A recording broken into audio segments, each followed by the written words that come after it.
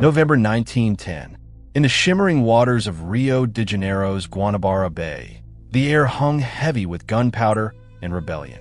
For massive warships, armed with cannons that could reduce the city to rubble, had turned not on a foreign enemy, but on their own government.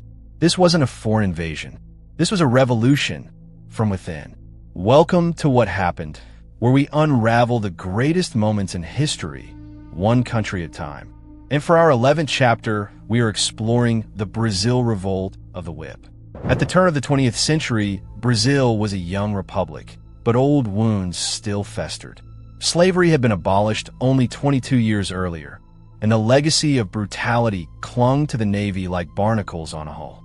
Black and mixed-race sailors, many of them descendants of slaves, were the backbone of Brazil's fleet. But they were treated like animals, beaten, whipped, and degraded under the military's harsh discipline system. The most feared punishment of all? The Chibata, a cruel leather whip used to lash the backs of sailors. And though slavery was gone, the whip had stayed. Enter João Cândido Felisberto, a skilled sailor and the son of a former slave. Quiet, intelligent, and fiercely determined, João had seen enough. Along with a group of fellow sailors, he hatched a daring plan. Seize the fleet's most powerful ships and demand justice or destroy the city trying. On the night of November 22nd, 1910, they struck. With precision and courage, the sailors overpowered officers aboard four of the Navy's newest dreadnoughts, including the monstrous battleship Minas Gerais. As dawn broke, the rebel ships turned their guns on the capital. They sent a message to the president: abolish the whip, or we turn Rio to ash. The government was stunned. These weren't foreign mercenaries. They were Brazilian sailors, loyal, brave, and fed up. The public sympathized with them. Even newspapers questioned the Navy's cruelty. Under pressure, the president caved. He promised amnesty and abolished corporal punishment in the Navy. Victory, right?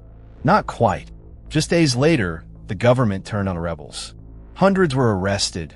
Some were tortured. Many were killed in secret. João Cândido was imprisoned in a filthy cell where 15 men entered and only 2 survived. He was later declared insane. But João Cândido lived. He was eventually released, and though he never served in the Navy again, he became a symbol of resistance. A man who dared to challenge the chain of command with courage, not cruelty. It would take Brazil decades to honor him properly.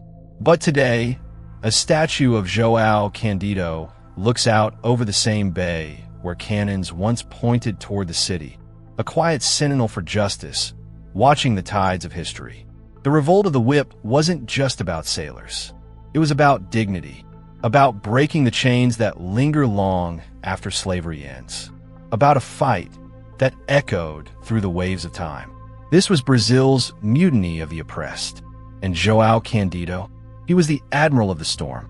If this story moved you, give it a like to honor those who stood up to injustice. Subscribe for more powerful moments from history, where real heroes rise and the truth won't be silenced.